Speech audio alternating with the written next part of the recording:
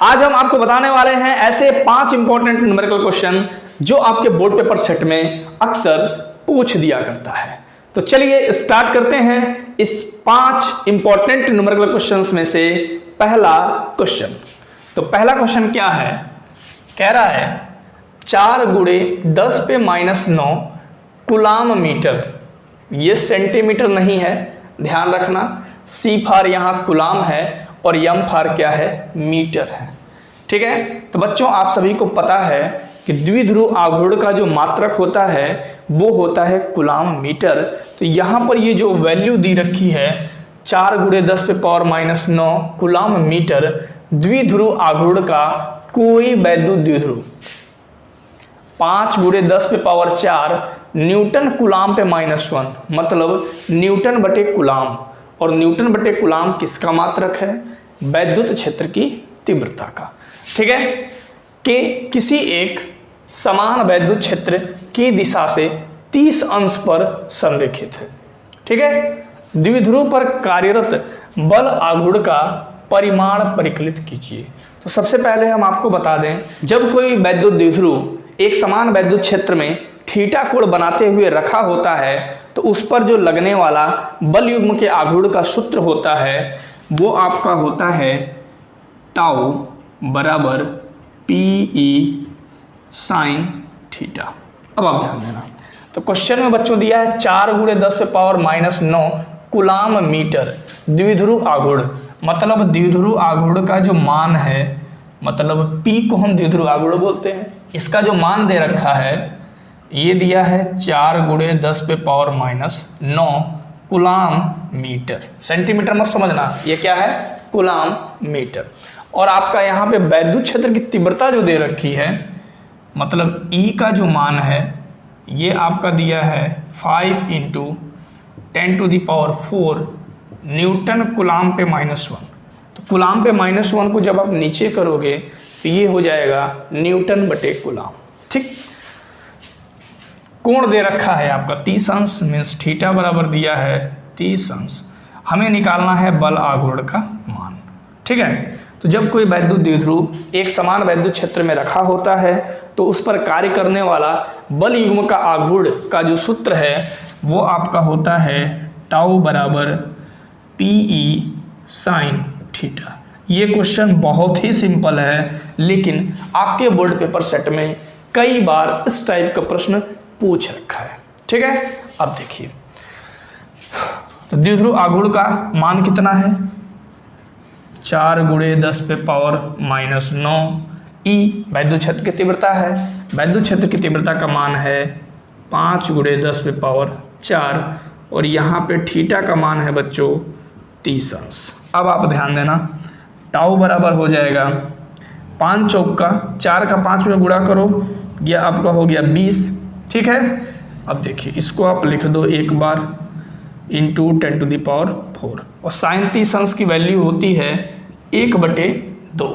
ठीक है, तो 2 × 2 2 दहा में 20। ठीक, अब आप इसे लिख सकते हैं टाउ बराबर 10 है, 10 पे कुछ नहीं, पावर है तो 1 है, और यहाँ बच्चों क्या हो गया 10 पे -9 और यहाँ आपका हो गया 10 पे पावर 4।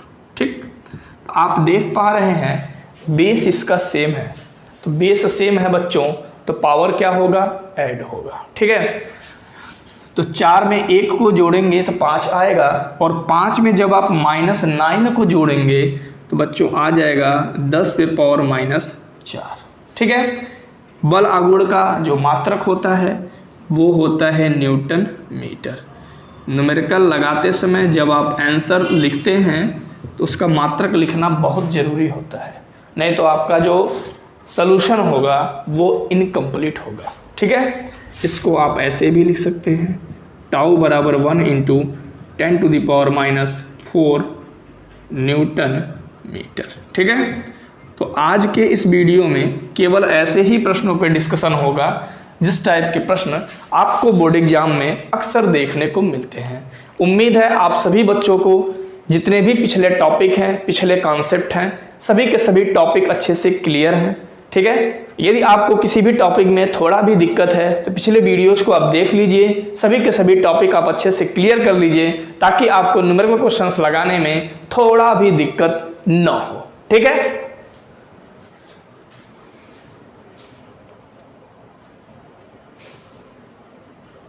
अब हम आपको इस 5 इंपॉर्टेंट क्वेश्चन का बताते हैं क्वेश्चन नंबर 2, ठीक है। क्वेश्चन नंबर 2 अपने आप में एक बेहद ही इंपॉर्टेंट क्वेश्चन है और इस टाइप के प्रश्न अक्सर आपके बोर्ड पेपर में 5 नंबर में पूछे जाते हैं, ठीक है। और इस क्वेश्चन में बच्चों आपको बहुत कुछ सीखने को मिलेगा, ठीक है। ये क्वेश्चन पढ़ने से पहले हम आपको कुछ छोटे छोटे पॉइंट्स और फार्मूले बता देते हैं, ठीक है। मान लीजिए यहां कोई बिंदु है O है और इस पर प्लस Q आवेश है और प्लस Q आवेश से R दूरी पर कोई बिंदु P है, तो यहां वैद्युत क्षेत्र की तीव्रता क्या होगी। तो बच्चों यहां पर जो वैद्युत क्षेत्र की तीव्रता होगा वो होगा KQ/R²। क्या होगा? KQ/R²। और K का जो न्यूमेरिकल वैल्यू होता है वो आपका होता है 9 × 10⁹ newton metre square upon coulomb square. Clear. अब एक चीज आप और ध्यान दो, यदि प्लस Q आवेश के कारण तीव्रता उत्पन्न हो रही है तो उसकी दिशा बाहर की तरफ होती है और माइनस Q आवेश के कारण यदि तीव्रता उत्पन्न हो रही है उसकी दिशा अंदर की तरफ होती है, ठीक है। कुछ इन्हीं छोटे छोटे कॉन्सेप्ट और फार्मूले के आधार पर यह क्वेश्चन सॉल्व होगा, ठीक। एक चीज और हम आपको बता दें, यदि 2 वैद्युत क्षेत्र की तीव्रता ऐसे हो, एक E1 हो और दूसरा क्या हो E2 हो और दोनों की दिशा सेम हो, मीन्स एक ही दिशा में हो, तो किसी बिंदु पर जो परिणामी तीव्रता निकलती है दोनों के योगफल के बराबर होती है, ठीक। अब ध्यान दीजिए, यदि मान लीजिए वैद्युत क्षेत्र की तीव्रता की जो दिशा है वो विपरीत है तो जो परिणामी वैद्युत क्षेत्र की तीव्रता निकलती है इनके अंतर के बराबर होती है। क्लियर। अब हम क्वेश्चन पढ़ते हैं। कह रहा है प्रश्न कि 2 बिंदु आवेश QA 3 माइक्रोकूलम्ब तथा QB -3 माइक्रोकूलम्ब निर्वात में एक दूसरे से 20 सेंटीमीटर दूरी पर स्थित है। क्लियर है क्वेश्चन। अब देखिए, मतलब ये आपका 2 आवेश है, यहां पे है बच्चों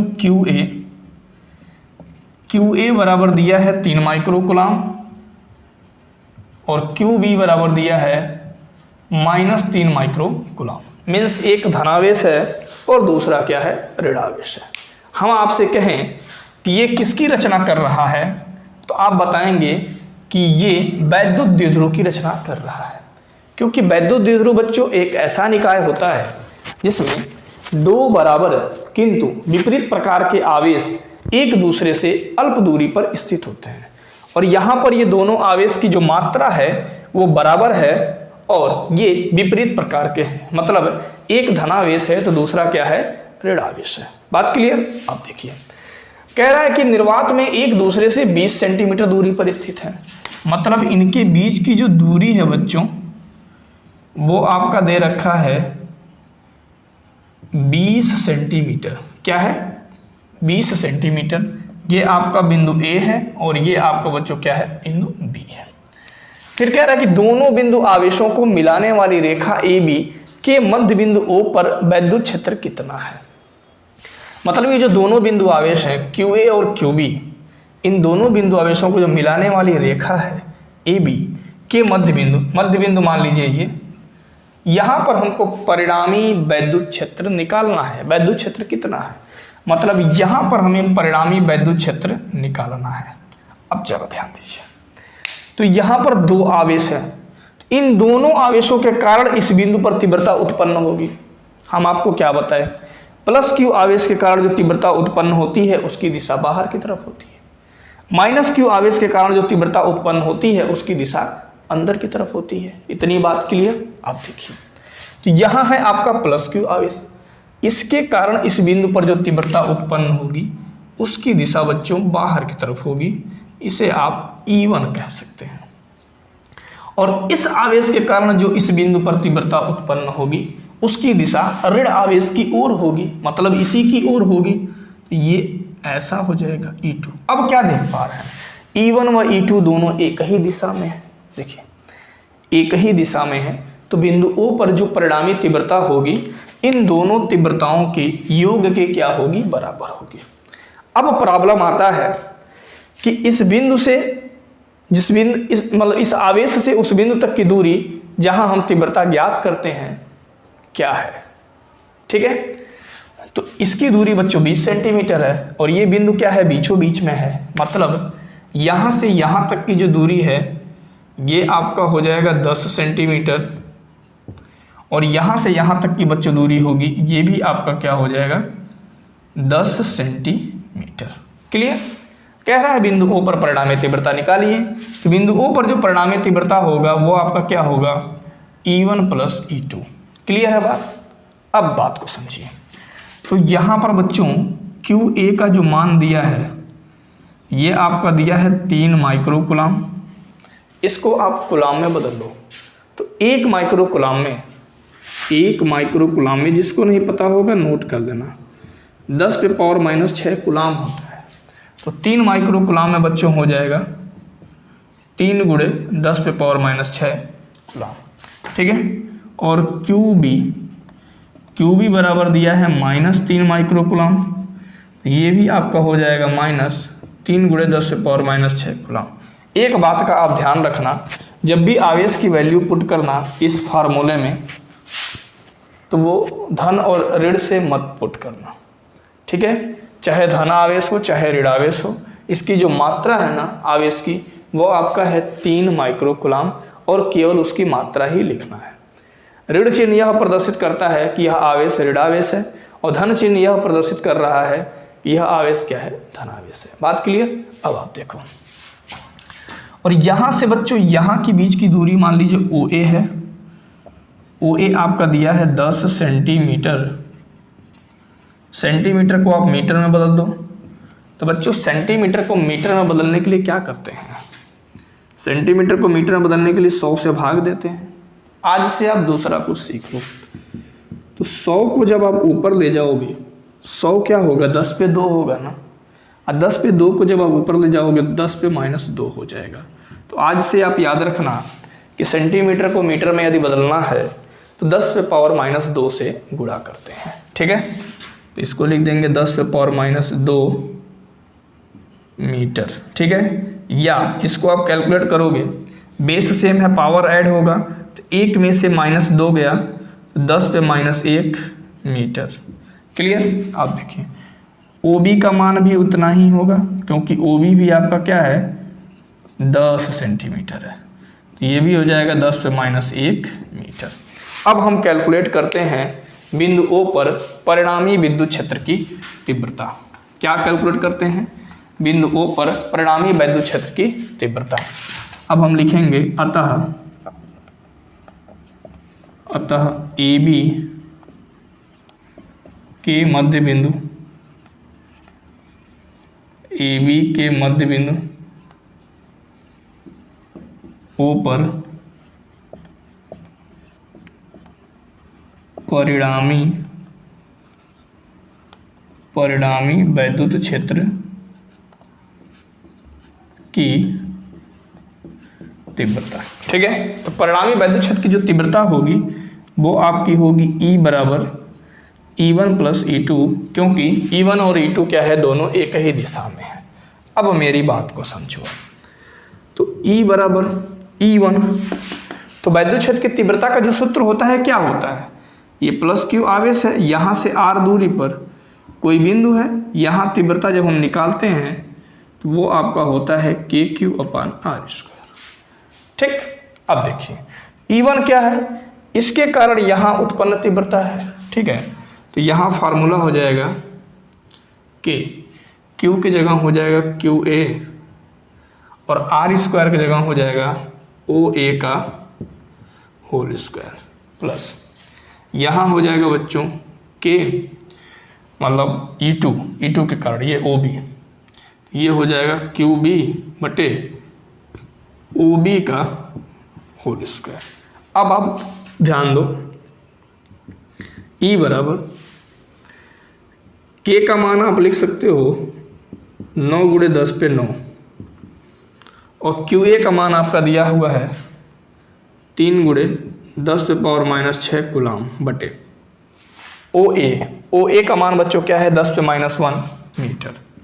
ये हो गया 10 पे माइनस 1 का होल स्क्वायर। बात क्लियर। अब आप ध्यान दो, यहाँ देखो K की जगह आप लिख दो 9 इंटू 10 टू द पावर 9, और QB की जगह बच्चों हो जाएगा 3 गुणे 10 पे power minus 6 micro coulomb. Clear. Minus मत लिखना नहीं तो क्वेश्चन गलत हो जाएगा। OB की वैल्यू है 10 पे पावर माइनस 1 का होल स्क्वायर। अब मेरी बात पे जरा गौर करना। देखो 9 का 3 में मल्टीप्लाई कर दो कितना हो जाएगा 27, बेस सेम पावर ऐड, तो 9 में माइनस 6 को ऐड करोगे तो बच्चों क्या हो जाएगा 3, और नीचे हो जाएगा माइनस 1 का 2 में गुणा करोगे तो होगा -2। क्लियर। और 9 Trika 27, base same power add, तो 9 में माइनस 6 को ऐड करोगे तो ये हो जाएगा 3, और माइनस 1 का 2 में गुणा करोगे तो बच्चों हो जाएगा -2। अब आप ध्यान दो, ये आपका हो गया 27 गुणे 10 पे 3, -2 को आप ऊपर ले जाओगे तो ये आपका हो जाएगा 10 पे प्लस 2 प्लस 27 गुणे 10 पे 3, इसको आप ऊपर ले जाओगे तो ये हो जाएगा 10 पे प्लस 2। अब आप देख पा रहे हैं कि दोनों तरफ सेम डिजिट है। एक लाइन और लिख देते हैं, ये हो गया 27 गुणे बेस सेम पावर ऐड 3 2 हो गया 5 प्लस 27 गुणे बेस सेम पावर ऐड 5, दोनों एक जैसा है। तो जैसे मान लीजिए x प्लस एक्स रहता है तो हम क्या लिख देते हैं 2x, तो ये दोनों एक जैसा है तो क्या हम इसको ऐसे लिख सकते हैं, बिल्कुल लिख सकते हैं।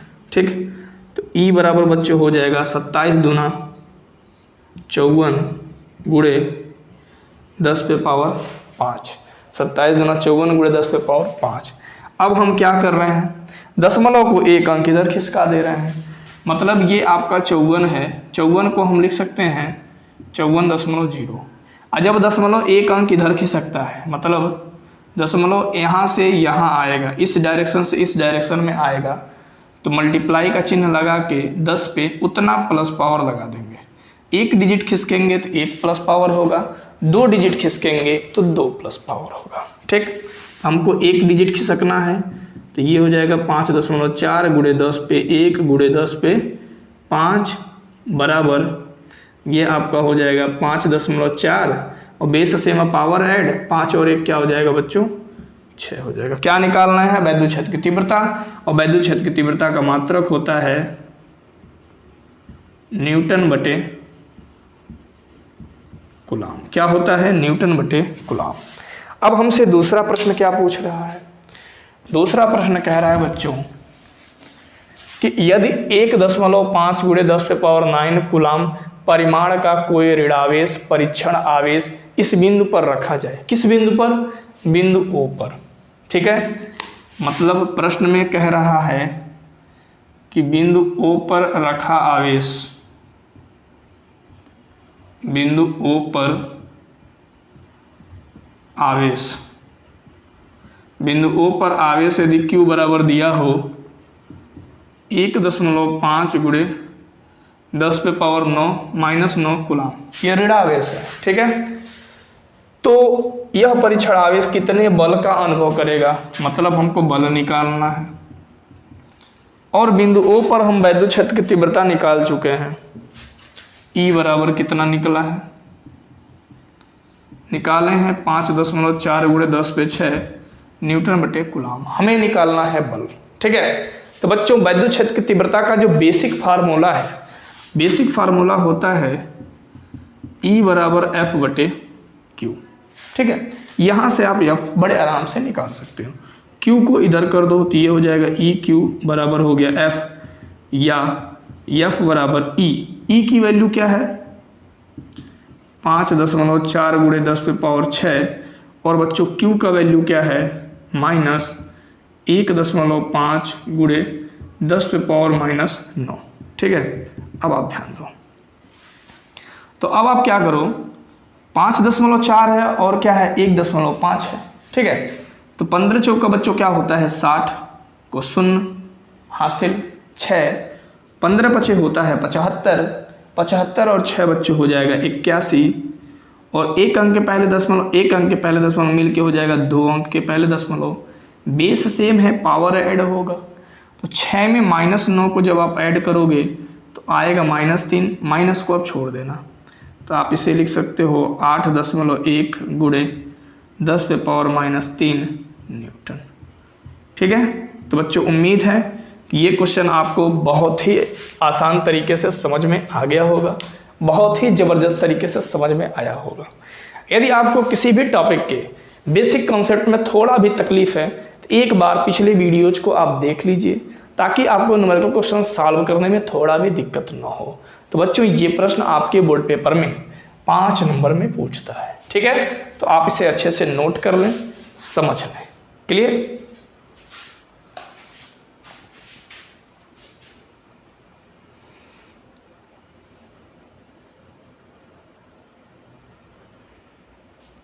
तो चलिए बच्चों, अब हम आपको बताते हैं क्वेश्चन नंबर 3, और ये क्वेश्चन नंबर 3 में आपको बहुत कुछ सीखने को मिलेगा। ठीक है, ये क्वेश्चन बहुत ही इंपॉर्टेंट है। ठीक है, आपके बोर्ड पेपर सेट में कई बार पूछ रखा है। ठीक है, और इस प्रश्न में आपको कुछ सीखने को भी मिलेगा। यदि बच्चों आपको पिछला कोई भी टॉपिक पढ़ने में आप रह गए हो या कोई टॉपिक आपको क्लियर नहीं है, तो पिछला हर एक टॉपिक आप पढ़ लीजिए, हर एक बेसिक कॉन्सेप्ट को क्लियर कर लीजिए, ताकि आपको न्यूमेरिकल क्वेश्चंस लगाने में थोड़ा भी दिक्कत ना हो। ठीक है, अब देखिए, तो कह रहा है 2 बिंदु आवेश +9e तथा +e एक दूसरे से 16 सेंटीमीटर की दूरी पर स्थित है। क्लियर? अब देखिए क्या है, ये 2 आवेश हैं, एक है बच्चों +9e और दूसरा है आपका +e। ये दोनों एक दूसरे से 16 सेंटीमीटर की दूरी पर स्थित है। कितना सेंटीमीटर? 16 सेंटीमीटर। अब देखिए प्रश्न कह रहा है कि इनके बीच एक आवेश Q कहाँ रखा जाए कि वह संतुलन में हो। ठीक है, तो 2 आवेशों के बीच तीसरा आवेश हम रखते हैं कि वह संतुलन में हो। इसके 2 रूल हैं। ठीक है, आप नोट कर लेना बच्चों। यदि दोनों आवेश धन आवेश हों, यदि दोनों क्या हों? धन आवेश हों, तो तीसरा आवेश संतुलन में तब होगा जब इनके बीच में कहीं रखा जाएगा। मान लीजिए इन दोनों आवेशों के बीच की दूरी a है। ठीक है, तो हम लिख लेंगे कि माना Q1 आवेश से x दूरी पर एक बिंदु O है, जहां तीसरा आवेश Q रखने पर ये क्या होंगे? संतुलन की अवस्था में होंगे। तो इनके और इनके बीच की दूरी क्या हो जाएगी बच्चों? a - x, क्योंकि ये पूरा a है और हम मान लिए कि x दूरी पर ये तीसरा आवेश संतुलन की अवस्था में है, तो ये दूरी क्या हो जाएगा? ये -k। क्लियर? यदि प्रश्न में ऐसा दे दे कि एक आपका धन आवेश हो और दूसरा बच्चों क्या हो? ऋण आवेश हो, तो क्या करेंगे? ठीक, एक आपका धन आवेश हो और दूसरा क्या हो? ऋण आवेश हो, और यह भी शर्त हो कि जो Q1 का मान है वह Q2 से क्या है? बड़ा है। इस केस में तीसरे आवेश को हम कहाँ रखेंगे कि वह संतुलन की स्थिति में होगा? तो बच्चों जब एक धनावेश होगा, एक ऋणावेश होगा, तो इन दोनों में से कम परिमाण वाला जो आवेश होगा उसी के ओर हम तीसरा आवेश रखेंगे, तब जाके तीसरा आवेश आपका संतुलन की स्थिति में होगा। जैसे मान लीजिए Q1 का मान Q2 से बड़ा है, तो कम परिमाण किसका है? Q2 का है। मतलब इस केस में जब एक धनावेश हो, एक ऋणावेश हो और तीसरे आवेश को संतुलन की अवस्था में रखना है, तो हम मान लेंगे कि Q से x दूरी पर एक आवेश है जो संतुलन की अवस्था में होगा। क्लियर? जब Q1 का मान Q2 से बड़ा हो। यदि Q2 का मान Q1 से बड़ा हो तो छोटा कौन है? Q1। हम क्या बताएं, जब एक धनावेश हो और एक ऋणावेश हो और बोले कि तीसरे आवेश को कहाँ रखा जाए कि ये संतुलन की अवस्था में होगा, तो हम सबसे पहले देखेंगे कि कम परिमाण वाला आवेश कौन है। ठीक है, तो जो कम परिमाण वाला आवेश होगा उसी की ओर हम तीसरे आवेश को रखेंगे, तब जाकर के वो संतुलन की अवस्था में आएगा। यदि मान लीजिए ऐसा केस है कि Q2 का मान Q1 से क्या है, बड़ा है, मतलब Q1 का मान छोटा है, तब आवेश को इस वाले आवेश से x दूरी पर रखना पड़ेगा। मेरी बात समझ गए? जब दोनों बच्चों धनावेश हों तो तीसरा आवेश को संतुलन की अवस्था में लेना है, तो इसके बीच में हम कहीं भी रख सकते हैं। एक धनावेश है, एक ऋणावेश है, तो आवेश को कम परिमाण वाले आवेश की ओर हम रखते हैं। बात समझ में आ गई? ठीक है, अब हम बताते हैं आपको क्वेश्चन सॉल्व करके।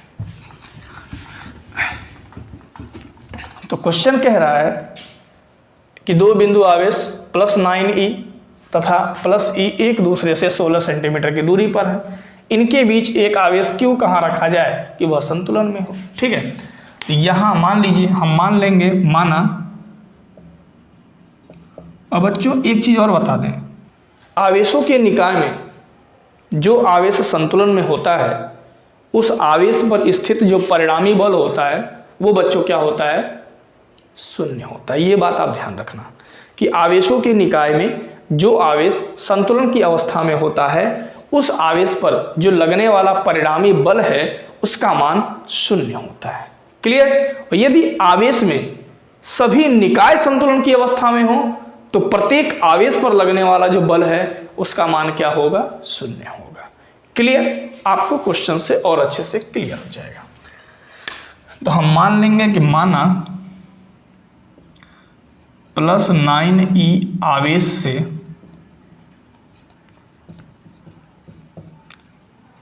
x दूरी पर आवेश Q रखा गया है, आवेश Q रखा गया है। तो यहां से x दूरी पर हम यदि आवेश Q रखते हैं तो बच्चों इसके और इसके बीच की दूरी आपकी हो गई x, और इस आवेश और इस आवेश के बीच की दूरी आपकी हो गई 16 - x, क्योंकि ये पूरा 16 है और ये आपका x है, तो ये 16 माइनस क्या होगा, x होगा।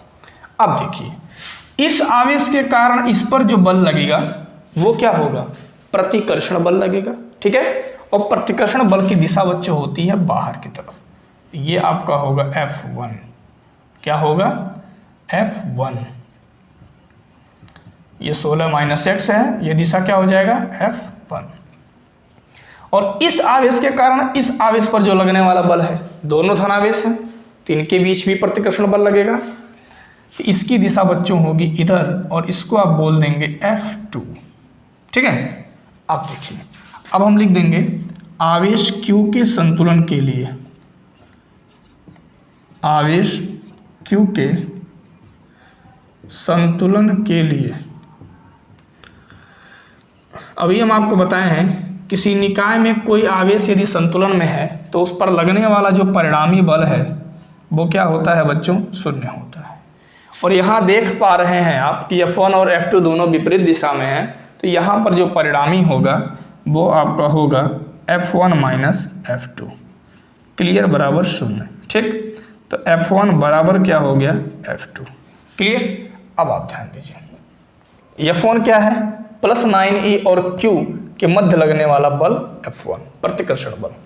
ठीक है, तो यहाँ पे बच्चों कूलाम का नियम कार्य करेगा, और कूलाम का नियम होता है कि Q1 Q2/r²। आपको पता है ना कूलाम का नियम क्या होता है, कि Q1 Q2/r²। अब आप ध्यान दीजिए, Q1 का मान यहाँ पर है 9e और Q2 का मान है बच्चों Q, और नीचे होता है r²। r² का मतलब हो गया इनके बीच की दूरी, और इनके बीच की दूरी है आपका x² बराबर F2। F2 क्या है, +e और Q के मध्य लगने वाला प्रतिकर्षण बल। क्लियर? यहाँ भी कूलाम का नियम लगेगा कि Q1 का मान यहाँ पर है Q, और Q2 का मान है बच्चों +e, r² मीन्स इनके बीच की जो दूरी है वो आपका है 16 - x का होल स्क्वायर। तो Q से Q कट गया, +e से +e कट गया, और K से K कट गया। अब मेरी बात को आप समझो, यहाँ बच गया 9/x², और यहाँ बच गया 1/16 - x का होल स्क्वायर। क्लियर? अब मेरी बात को समझो, 9/x² को आप लिख सकते हैं 3/x का होल स्क्वायर, लिख सकते हैं ना। 3 का स्क्वायर करेंगे 9 और x का स्क्वायर करेंगे तो x²। इसको आप लिख सकते हैं 1/16 - x का होल स्क्वायर। अब देखिए एक रूल होता है, मान लीजिए ऐसा लिखा हुआ है a⁴m बराबर b⁴m। जब दो ऐसे बराबर के चिन्ह के साथ लिखे हों और इनके घात बराबर हों तो बच्चों बेस क्या होता है, बराबर हो जाता है। अब देखिए यहाँ देखिए घात बराबर है तो बेस क्या होगा, बराबर होगा। तो ये आपका हो जाएगा 3/x बराबर 1/16 - x। अब आप देखिए, अब क्या कर देंगे, क्रॉस मल्टीप्लाई कर देंगे तो 3 गुणे हो जाएगा 16 - x और x का 1 में गुणा होगा तो x हो जाएगा। 3 का 16 में आप करेंगे तो ये हो जाएगा 48 और 3 का x में होगा तो 3x बराबर हो गया x, ये आपका हो गया 48। -3x को आप उधर ले जाएंगे तो हो जाएगा x + 3x और ये हो जाएगा 48 बराबर x + 3x क्या होता है बच्चों, 4x होता है। अब हम क्या कर सकते हैं, 48 4 को आप इधर लेके चले जाओ, बटे क्या हो गया 4 बराबर x, ठीक है। तो 4 × 1 = 4 और 4 दूना क्या हो गया 8, x बराबर क्या हो गया 12 सेंटीमीटर। मतलब ये q आवेश प्लस 9e आवेश से 12 सेंटीमीटर दूरी पर है और प्लस e आवेश से बच्चों 16 - x का मान है 12, मतलब 16 में से 12 जाएगा, 4 सेंटीमीटर दूरी पर स्थित है। तो बच्चों उम्मीद है ये बेहतरीन प्रश्न आपको बेहतरीन तरीके से समझ में आया होगा। यदि आपको मैं ये प्रश्न समझाने में सफल रहा तो एक प्यारा सा कमेंट करके जरूर बताइए कि ये प्रश्न आपको कैसा समझ में आया, ठीक है।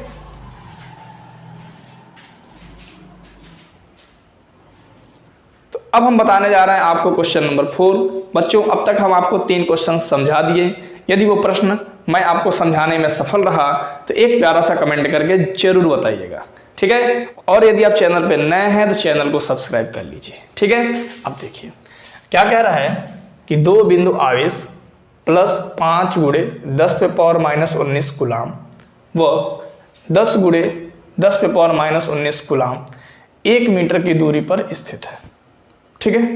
दोनों आवेशों को जोड़ने वाली रेखा के किस बिंदु पर वैद्युत क्षेत्र की तीव्रता 0 होगी। इस टाइप के प्रश्न आपके बोर्ड पेपर में 5 नंबर में पूछे जाते हैं, ठीक। कह रहा है कि 2 बिंदु आवेश है, मान लीजिए कि ये आपका है बिंदु A और ये आपका है बिंदु B। यहाँ है बच्चों प्लस 5 × 10⁻⁻19 कूलाम और यहाँ आपका है प्लस 10 × 10⁻⁻19 कूलाम। कह रहा है प्रश्न कि इनको जोड़ने वाली रेखा के किस बिंदु पर वैद्युत क्षेत्र की तीव्रता 0 होगी। हम मान लेंगे, देखिए इनके बीच की दूरी क्या है 1 मीटर है और हम मान लेंगे कि इस वाले आवेश के बिंदु A पर स्थित आवेश से x दूरी पर स्थित कोई बिंदु O है, यहाँ इनकी जो परिणामी तीव्रता है वो क्या है 0 है, ठीक है। तो इस आवेश से इस बिंदु तक की दूरी आपकी हो गई x और बच्चों इस आवेश से इस बिंदु तक की दूरी आपकी हो जाएगी 1 - x, क्योंकि ये दूरी 1 है और ये दूरी x है तो ये बची हुई दूरी बचेगी 1 - x। इतनी बात तो आपको क्लियर हो गई होगी। अब देखिए तो इस आवेश के कारण इस बिंदु पर जो तीव्रता उत्पन्न होगी उसकी दिशा बाहर की तरफ होगी, इसे आप मान लो E1। और इस आवेश के कारण जो इस बिंदु पर तीव्रता उत्पन्न होगी उसकी दिशा बच्चों बाहर की तरफ होगी, इसको भी आप मान लो U2। क्योंकि प्लस Q आवेश के कारण जो तीव्रता उत्पन्न होती है उसकी दिशा क्या होती है, बाहर की तरफ होती है। अब मेरी बात को आप समझो, तो आप मान लेना कि माना बिंदु A पर स्थित आवेश, बिंदु A पर स्थित आवेश से x दूरी पर स्थित बिंदु O पर x दूरी पर स्थित बिंदु O पर वैद्युत क्षेत्र की तीव्रता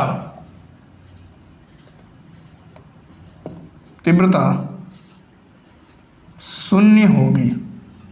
क्या होगी? शून्य होगी। ठीक है, तो बिंदु O पर परिणामी तीव्रता क्या होगी?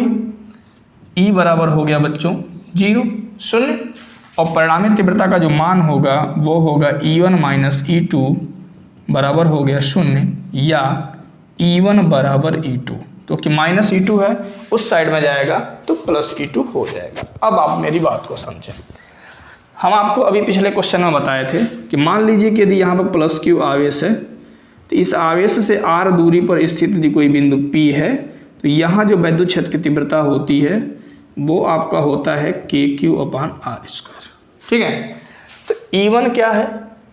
बिंदु A पर स्थित आवेश के कारण उत्पन्न वैद्युत क्षेत्र की तीव्रता है। तो यहाँ से इस आवेश की, ये इस बिंदु से इस आवेश के बीच की दूरी क्या है? x है। तो इसका फार्मूला होगा Q मतलब हो गया 5 × 10⁻⁻19 कूलम, और बटे R² मतलब हो गया x²। अब देखिए E2 का जो मान होगा इस आवेश के कारण इस बिंदु पर उत्पन्न वैद्युत क्षेत्र की तीव्रता E2, तो यहाँ होगा फार्मूला K, आवेश है आपका 10 × 10⁻⁻19 बटे नीचे हो जाएगा बच्चों 1 - x का होल स्क्वायर। अब मेरी बात को आप समझो, K से K कट हो गया, 10⁻⁻19 से 10⁻⁻19 कट हो गया, 5 एकम 5 और 5 दूना बच्चों क्या हो गया 10। क्लियर? अब मेरी बात को समझो, यहाँ आपका कुछ नहीं बचा, एक बचा है 1/x², और यहाँ बच्चों हो गया 2/1 - x²। अब मेरी बात को समझो, 2 को आप इधर ला दो, x² को उधर लेके चले जाओ, तो ये हो जाएगा 1/2, और यहाँ हो गया x²/1 - x का होल स्क्वायर। अब हम इसे लिख सकते हैं, दोनों पे स्क्वायर है तो इसको आप लिख दोगे x/1 - x का होल स्क्वायर, और जब आप स्क्वायर को इधर लेके आओगे तो स्क्वायर जब दूसरे साइड में जाता है बच्चों तो क्या बनता है? करड़ी बनती है, मतलब रूट बन जाता है। अब मेरी बात को समझो, तो √1 की वैल्यू होती है 1 और नीचे होगा √2। ठीक, अब देखिए ये आपका हो गया x और ये आपका हो गया 1 - x। अब यहाँ आप क्रॉस मल्टीप्लाई कर दो, तो 1 - x का 1 में मल्टीप्लाई होगा तो 1 - x, √2 का x में मल्टीप्लाई होगा बच्चों तो ये हो जाएगा √2x, -x को आप उधर लेके जाओ तो ये आपका होगा √2x + x। अब मेरी बात को समझो, 1 = हो जाएगा, यहाँ आप x कॉमन ले लो, x यहाँ भी है x यहाँ भी है, तो ये हो गया √2 + 1। अब आप क्या करो, इसको आप इधर लेके चले जाओ तो ये हो गया 1 + √2 बराबर हो गया x। तो ये आपका हो गया आंसर। √2 की यदि आप वैल्यू रखते हैं प्रश्न में, तब आपकी x की वैल्यू कैलकुलेट होकर के आ जाएगी 0.414 मीटर। तो ये आपका बेहद ही इम्पोर्टेंट क्वेश्चन है, और उम्मीद करता हूँ कि ये प्रश्न आपको बहुत ही अच्छे तरीके से समझ में आ गया होगा। मेरे बच्चों, यदि आप अब तक बताए गए सभी के सभी प्रश्न आपको अच्छे से समझ में आया है तो मेरे लिए एक प्यारा सा कमेंट करके आप जरूर बताइए। ठीक है,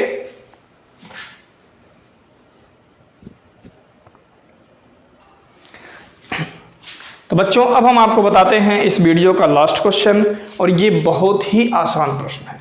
ठीक है, क्या कह रहा है? +1 माइक्रोकूलम तथा +4 माइक्रोकूलम के 2 आवेश एक दूसरे से कुछ दूरी पर वायु में स्थित है, इन पर लगने वाले बलों का अनुपात ज्ञात कीजिए। मतलब एक आवेश के कारण दूसरे आवेश पर लगने वाला बल तथा दूसरे आवेश के कारण पहले आवेश पर लगने वाले बलों का हमको अनुपात निकालना है। हम आपको थोड़ा सा कॉन्सेप्ट बता देते हैं। मान लीजिए बच्चों, ये आपका आवेश है Q1 और ये आपका है Q2। ठीक है, आप ध्यान दीजिए, तो Q1 पर जो लगने वाला बल होगा वो आपका बच्चों होगा F1, लेकिन किसके कारण लगेगा? Q2 के कारण Q1 पर जो लगने वाला बल होगा वो आपका होगा F12। F12 लिखने का मतलब ये हो गया कि कि दूसरे के कारण पहले पर लगने वाला बल। दिशा हम इधर इसलिए किए हैं क्योंकि Q1 और Q2 दोनों समान प्रकार के आवेश हैं और समान प्रकार के आवेशों के बीच प्रतिकर्षण बल लगता है। अब देखिए Q1 के कारण Q2 पर जो लगने वाला बल होगा वो भी प्रतिकर्षण बल होगा। तो Q2 पर जो लगने वाला बल होगा बच्चों वो आपका होगा F2, किसके कारण F21। अब हम जब कैलकुलेट करते हैं तो यह देखते हैं कि जो Q2 के कारण Q1 पर लगने वाला बल है और Q1 के कारण Q2 पर जो लगने वाला बल है, दोनों मान में क्या होता है, बराबर होता है और दिशा में बच्चों क्या होता है, विपरीत होता है। मतलब इसे आप ऐसे लिख सकते हैं F12 बराबर माइनस F21। इसका मतलब ये होता है कि Q2 के कारण Q1 पर लगने वाला बल बराबर होता है Q1 के कारण Q2 पर लगने वाले बल के, लेकिन दिशा में क्या होता है, विपरीत होता है। बात मेरी समझ में आ गई। इनके और इनके बीच जो वैद्युत बल लगेगा उसको हम कूलाम के नियम से निकालेंगे। क्लियर है? कूलाम का नियम क्या कहता है? कहता है F Q1 Q2 अपान R²। ये कूलाम के नियम के अनुसार दो आवेशों के मध्य लगने वाले वैद्युत बल का सूत्र है। अब देखिए तो बच्चों इनके बीच की जो दूरी होती है, मान लीजिए वो क्या होता है, R होता है जब हम सामान्य तरीके से कैलकुलेट करते हैं। लेकिन हम देखेंगे कि Q1 से Q2 का स्थिति विस्थापन कितना दूर है। मतलब Q2 का स्थिति विस्थापन मतलब R2 किसके सापेक्ष, Q1 के सापेक्ष। इसकी दिशा इधर होगी। अब देखेंगे Q2 से Q1 कितना दूर है, तो Q1 का स्थिति विस्थापन Q2 के सापेक्ष, तो वो ऐसे होगा। Q1 का स्थिति विस्थापन Q2 के सापेक्ष। तो ये दोनों दूरी आपको देखने में क्या लग रहा है, ये दोनों दूरी भी आपका आपस में क्या है, बराबर है, लेकिन दिशा क्या है, विपरीत है। Q1 से Q2 की दिशा इधर है, Q2 से Q1 की दिशा इधर है। बात मेरी समझ में आ गई? अब देखिए तो कह रहा है कि 1 माइक्रोकूलाम और 4 माइक्रोकूलाम के दो आवेश एक दूसरे से कुछ दूरी पर y में स्थित है। मान लीजिए ये आपका 1 माइक्रोकूलाम है और ये आपका है 4 माइक्रोकूलाम। मतलब ये मान लीजिए Q1 है और ये मान लीजिए आपका क्या है, Q2 है, कुछ दूरी पर रखे हुए हैं। तो इन पर लगने वाले बलों का अनुपात ज्ञात कीजिए। बात मेरी समझ में आ गई? तो इसके कारण जो इस पर बल उत्पन्न होगा वो बच्चों होगा F21 और इस आवेश के कारण इस पर जो उत्पन्न बल होगा वो आपका होगा F12। क्लियर? आप क्या देख पा रहे हैं कि दोनों बल क्या हैं, परिमाण में बराबर है और दिशा में क्या है, विपरीत है। क्लियर? अब देखिए हम मान लेते हैं कि इनके जो बीच की दूरी है वो क्या है, x है, क्योंकि प्रश्न में क्या दिया है, कुछ दूरी पर स्थित है। तो F12 का मान पहले निकाल लो। F12 का मतलब क्या है, Q2 आवेश के कारण Q1 पर लगने वाला बल, मतलब इन दोनों आवेशों के मध्य लगने वाला बल। तो फार्मूला क्या होगा, Q1 का मान है 1 माइक्रोकूलाम, Q2 का मान है 4 माइक्रोकूलाम। इनके बीच की दूरी क्या होगी बच्चों, x²। इसको बना लो समीकरण नंबर 1। अब आप निकाल लो F21, मतलब पहले वाले आवेश के कारण दूसरे वाले आवेश पर लगने वाला बल। मतलब क्या हुआ, इन दोनों आवेशों के मध्य लगने वाला बल। सेम कहानी होगा, मतलब 1 माइक्रोकूलाम गुणे 4 माइक्रोकूलाम और इनके बीच की दूरी क्या है, x है, तो x²। समीकरण 1 हमें क्या निकालना है, इन दोनों आवेशों के कारण एक दूसरे पर लगने वाले बलों का अनुपात। ठीक है, तो बलों का जब हम अनुपात निकालेंगे तो अनुपात आपका हो जाएगा F12 बटा F21। दोनों क्या देख पा रहे हैं आप, परिमाण इनका क्या होता है, बराबर होता है, हम पहले ही बता दिए। दिशा इनका क्या होता है, विपरीत होता है। अब देखिए जो वैल्यू यहाँ पे आया है वही वैल्यू यहाँ पे आया है। मतलब जब इन वैल्यूज को यहाँ रख करके कट करेंगे तो आपका आ जाएगा 1/1 या 1/1। तो इन बलों का अनुपात क्या होगा, 1/1। इस टाइप के जितने भी प्रश्न होते हैं, ठीक है, उन सब का आंसर एक संबंधी एक ही आता है। बात क्लियर। और इस टाइप का प्रश्न आपको बहुविकल्पी में देखने को मिलता है। क्वेश्चन पढ़ते ही धड़ाक से एक संबंधी एक वाले ऑप्शन पे आप टिक लगा लीजिएगा। ठीक है बच्चों, तो आज के लिए इतना ही। ठीक है, चलिए मिलते हैं किसी और नेक्स्ट वीडियो में किसी और नेक्स्ट इंपॉर्टेंट न्यूमेरिकल क्वेश्चंस के साथ। क्लियर।